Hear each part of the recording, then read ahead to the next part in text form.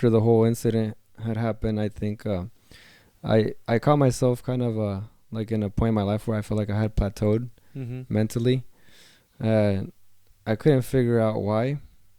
And I think the reason was I felt sorry for myself. I want people to feel sorry for myself because of what had happened.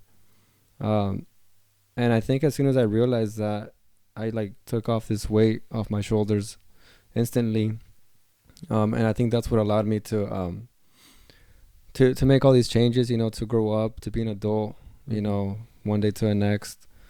That was one of the first biggest steps that I took. Okay. And like I said, that's what helped me do that. I think the next thing after that was obviously simplifying things down, prioritized what was important, what had to go first, second and third. Like making a list. Making a list of those things because, we're making ends meet. And third, I'd say delaying gratification. Okay. What do you mean by that? I guess it kind of goes back to like prioritizing.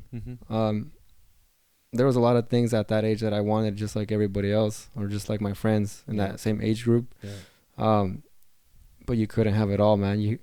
It's like, let's say you worked 7 days a week, 90% of your check was for bills and responsibilities and 10% was for something that you wanted, Right. So that's kind of how I developed that structure. And I think that's what helped me get through this obstacle.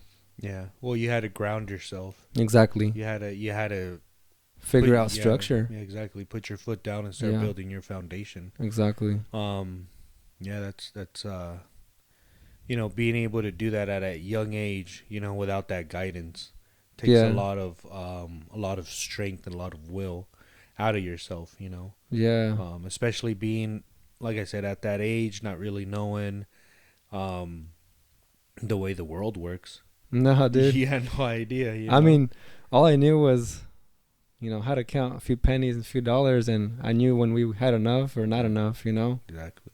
And that's why I made my choices and my decisions. And I think, doing that, like you said, prioritizing, and a lot of people don't realize, when you're really serious about these things, prioritizing is probably like, it's probably the number one tool that you have. Yeah, is prioritizing and really looking at what is important. Exactly. And it's tough, man, because you have to separate the wants from the needs. Exactly.